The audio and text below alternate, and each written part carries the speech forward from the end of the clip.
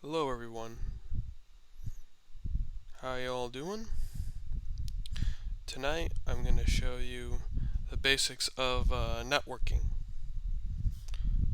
As you can see here, I have a router right here, but what is a router? A router is actually a network device that allows us to connect us to different networks. So what it's going to do is it's going to route us in between different networks, which is how we get our internet.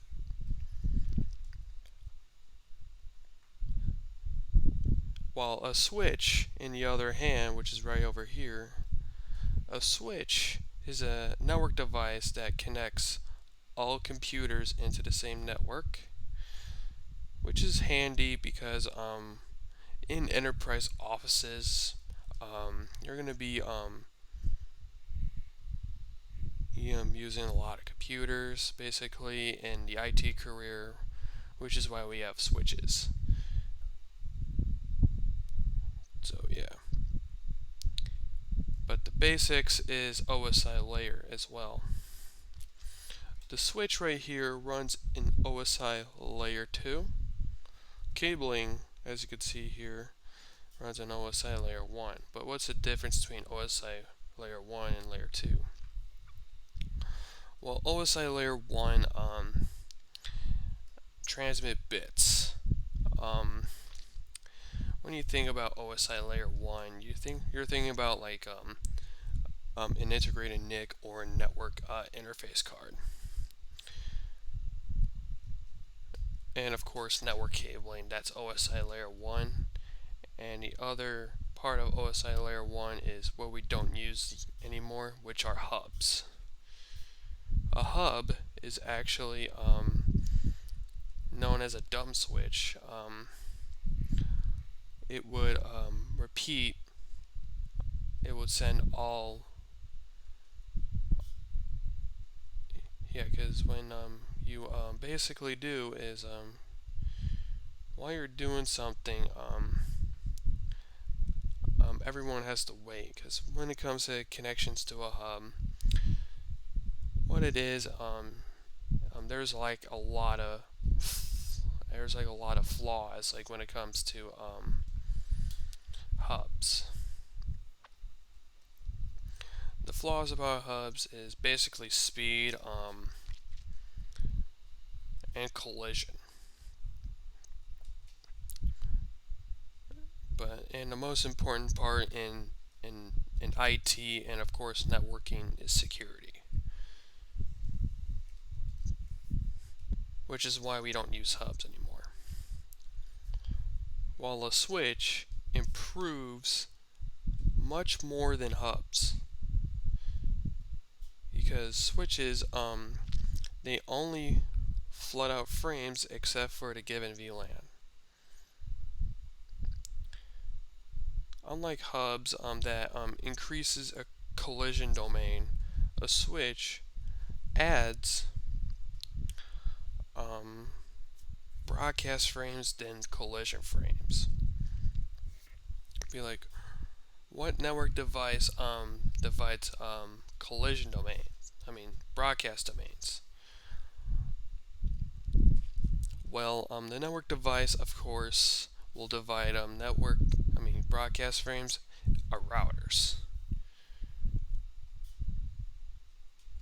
Now, we're gonna get into the IP configurations right now. So, time to do some configurations. Now, all you're going to be seeing is the IP address settings, because as a network technician or an IT technician, like anywhere in IT, you'll be configuring IP addresses.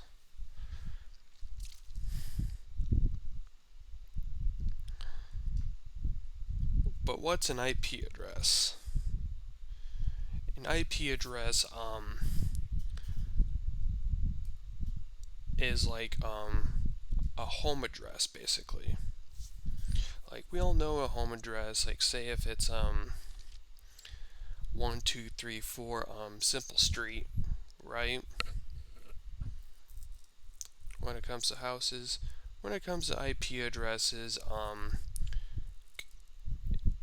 it would refer to computers, like say which type of network they're in. And of course, what I'm doing right here is I'm configuring an IP address statically. Something just popped up right there. But what is it? Actually, those are subnet masks. The benefits of subnet masks is it helps identify which network we're in. Like say if we're in a 192, like say if we are in a 10.0.0.0 network, the subnet mask will tell us.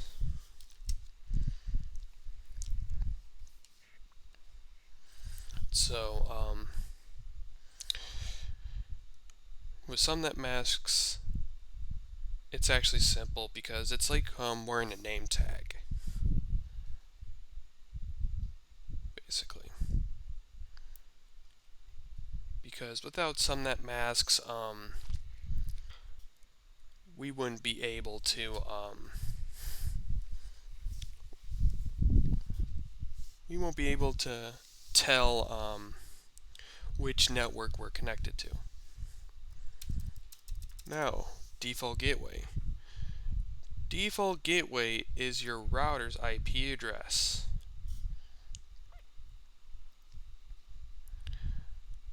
The reason why I have a default gateway is how we get to the internet, because without a default gateway, you're able to connect.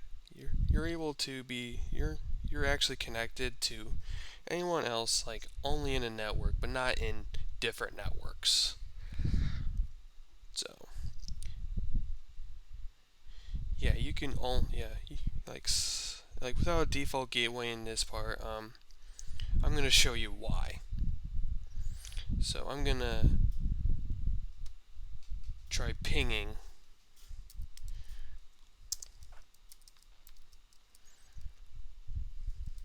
So ping is actually an ICMP protocol. What it does, it sends echo requests and echo replies and see if we can communicate with this specific network. I don't have a default gateway on. For Windows, it's ipconfig /all. For /all, it will show pretty much everything, just like any traditional Windows systems. CLS, well, apparently it doesn't clear, but CLS is a Windows command. But we're going to ping 192.168.1.1. As you can see here, the reason why I'm able to ping the specific network without a default gateway, because it's in the same network. And as you can see here, if I try to ping 172.16.0.1, it's not going to work. Let me show you why. Without the default gateway, as you can see here, you're getting request timeouts. I'm going to Control Z so I can halt the process. So yeah, as you can see here,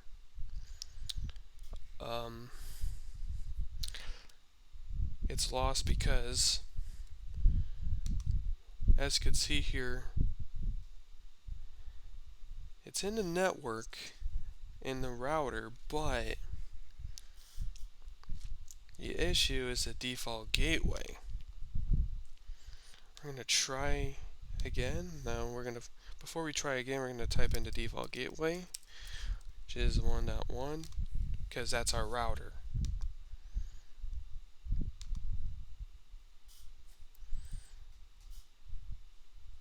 And we'll try it again, and boom, we got it. So yeah, that is the default gateway of the next hop, which shows that switches are only able to connect others to the same network, and while routers help us route into different networks for internet access.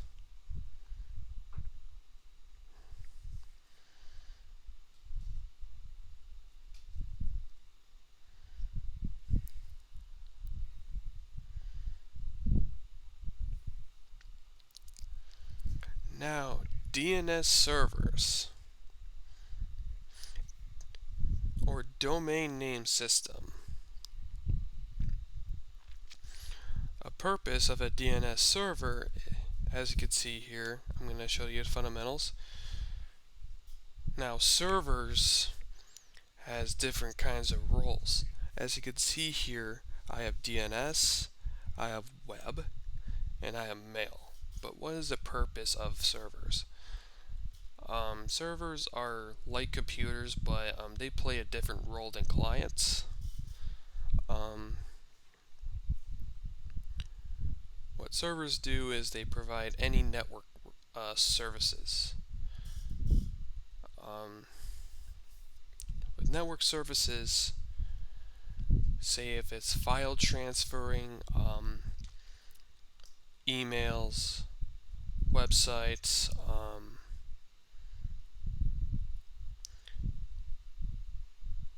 time, pretty much anything. Servers help us get our services we need. While DNS servers, its purpose is to resolve IP address into host names.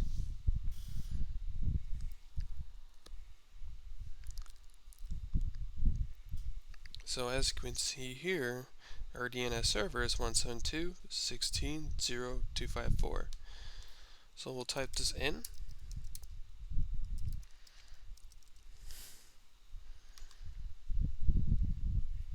But I'll show you how I would configure a DNS server in the next video. But right now, I'm just doing the foundations.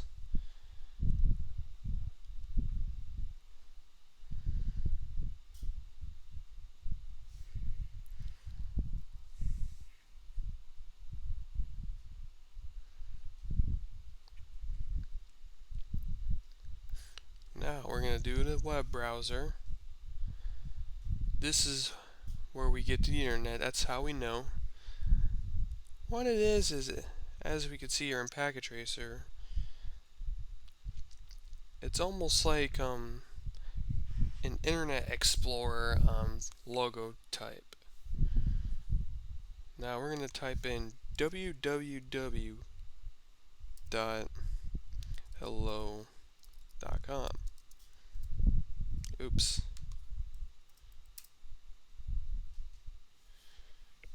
As you can see here, hostname unresolved. That means it's not there.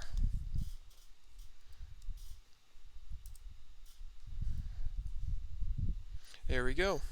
So this is how we get to the internet, which is the purpose of a DNS server. Now, I'm going to show you how it works. We're going to go to simulation. We're going to filter that.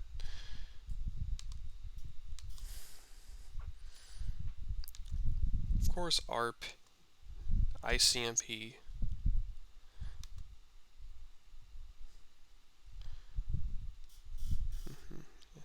Okie dokie. HTTP. This is actually a protocol based on websites.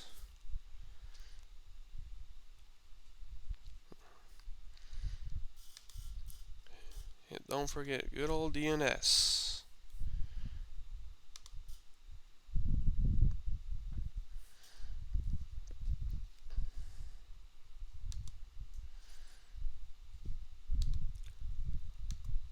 I'm going to type in the IP address in the second computer.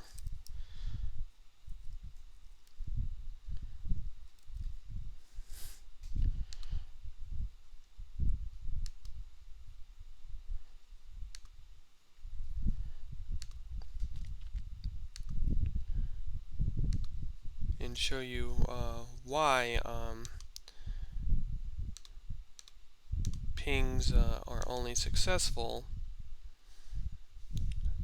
Sorry, I'm going through a little technical difficulties here. Sometimes the program I'm using tends to freeze on me.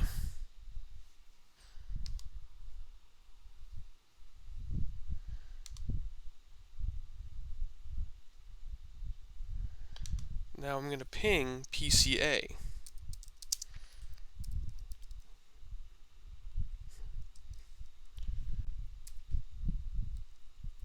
It's going to be 1.2.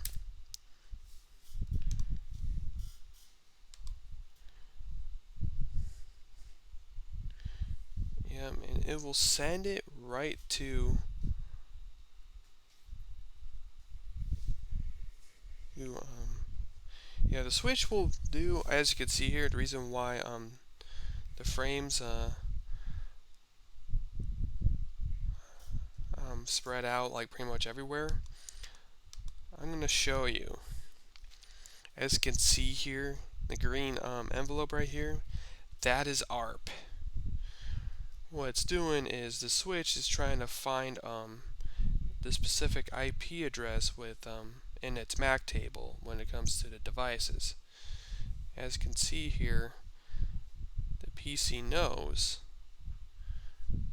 where to go, and the switch will send the frames to that person.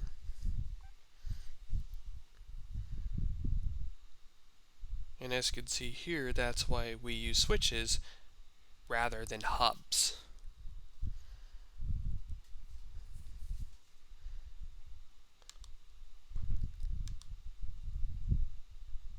Now, what happens if I ping what happens when I do an NS lookup on a DNS server?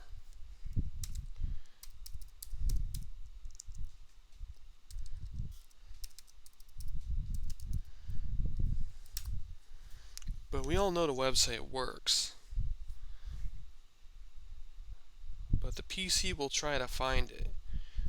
The router will find it, and the router's like, nope, sorry, I don't know who you are. I don't know who this network is, but as you can see here, we're going to reset the simulation. This network interface only knows who PCB is, while the interface on the right here, which is a 172.16.0.1 network, doesn't know who that person is. As you can see here, that's why switches don't route traffic, unlike routers.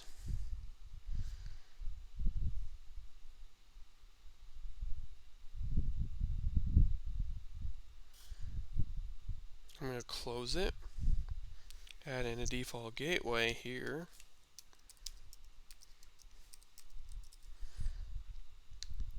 and a DNS server, IP address, there we go.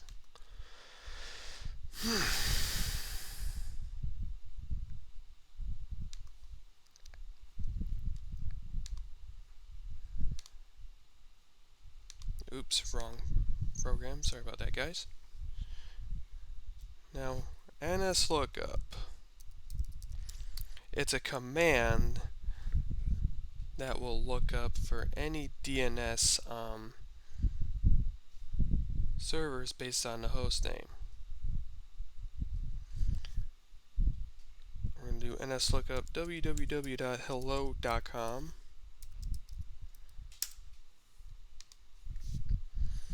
It's going to send an ARP request because we typed in a default gateway. It should work.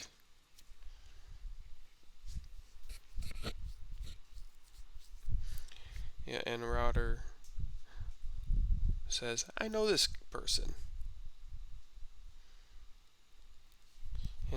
And then it'll forward back to PCB, and PCB says, got it.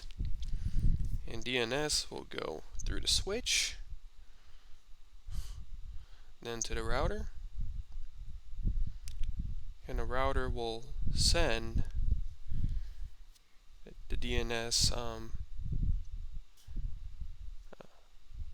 data to the DNS server. And DNS server sends it back to the switch, and the switch in the DNS server's network sends back to the router, and then the router sends back to the switch SW1 and PCB, and he's got it.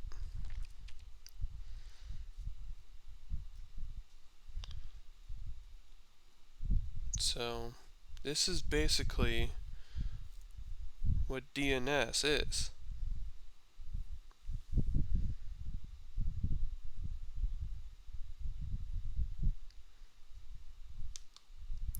Sorry about that, guys. This thing tends to freeze every time it's finished with the labs and pretty much anything.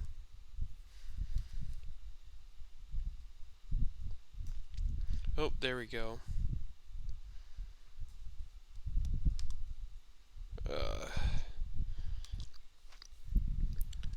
But now I'm going to show you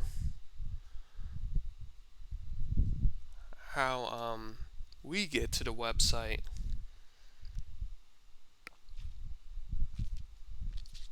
Again, it takes a while.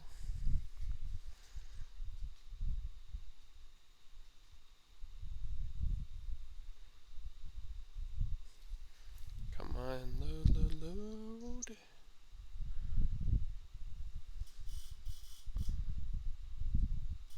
Oh, there we go. We're going to type in www.hello.com.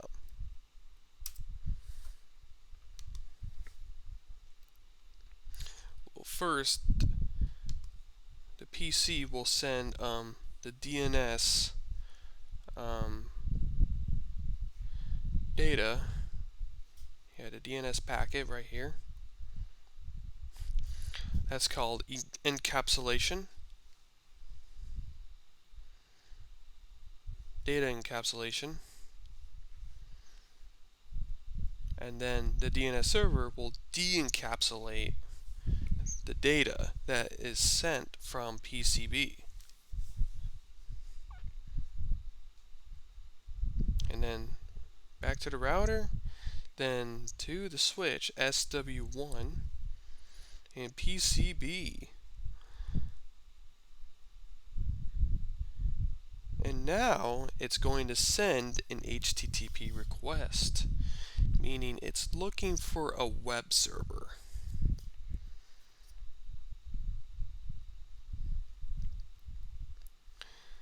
Yep. Then goes to the switch, then to the router, then to the switch where the servers are connected to, and then to the web server, and then it'll de-encapsulate. Going back, just like say if you send a letter to someone else from the mail, you send it to the mailbox, and after the mail was sent,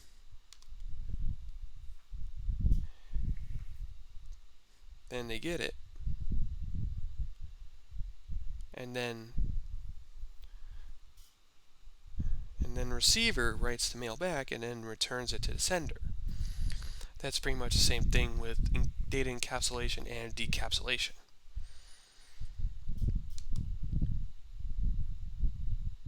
And here's our site right here.